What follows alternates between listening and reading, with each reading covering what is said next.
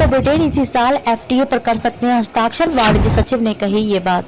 भारत और ब्रिटेन इस साल मुक्त व्यापार समझौते एफटीए पर हस्ताक्षर कर सकते हैं। दोनों देश आर्थिक वृद्धि और रोजगार को बढ़ावा देने के उद्देश्य से प्रस्तावित समझौते की व्यापक रूपरेखा पर आम सहमति पर पहुंच गए हैं। भारत के वाणिज्य सचिव सुनील बर्थवाल ने शुक्रवार को संवाददाताओं से कहा कि हम जल्द से जल्द सौदे को अंतिम रूप देना चाहते हैं। उन्होंने कहा कि लगभग सभी विवादास्पद मुद्दों पर बातचीत पूरी हो चुकी है और साल के समाप्त होने के बहुत पहले ही समझौते पर हस्ताक्षर किए जा सकते हैं।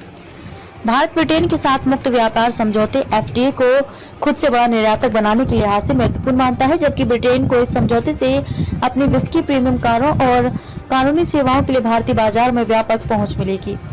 पिछले साल ऑस्ट्रेलिया के साथ अंतरिम व्यापार समझौते पर हस्ताक्षर करने के बाद भारत के लिए ब्रिटेन के साथ एफटीए किसी विकसित देश के साथ पहला समझौता होगा। ब्रिटेन के लिए यह यूरोपीय संघ से 2020 के बाहर निकलने के बाद विविध वैश्विक व्यापार संबंधों की खोज का हिस्सा है।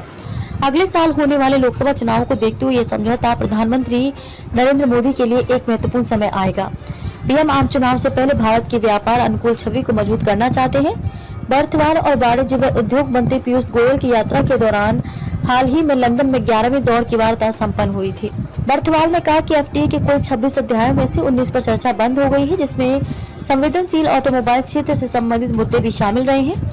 व्यापार मंत्रालय के अलग अलग सूत्रों ने कहा कि हालांकि दोनों देशों के बीच बौद्धिक संपदा अधिकारों, उत्पत्ति के नियमों और निवेश संधि पर मतभेदों को अभी तक दूर नहीं किया जा सका है।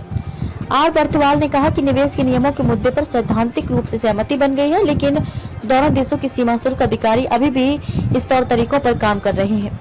भारत द्वारा ब्रिटेन को दी जा रही रियायतों के बारे में पूछे जाने पर उन्होंने कहा कि जब तक सब कुछ अंतिम नहीं हो जाता तब तक कुछ भी अंतिम नहीं है। भारत और ब्रिटेन के बीच द्विपक्षीय व्यापार मार्च में समाप्त होने वाले वित्तीय वर्ष 2022 और 2023 में सालाना आधार पर 16.6% से बढ़कर $20.42 बिलियन हो गया है।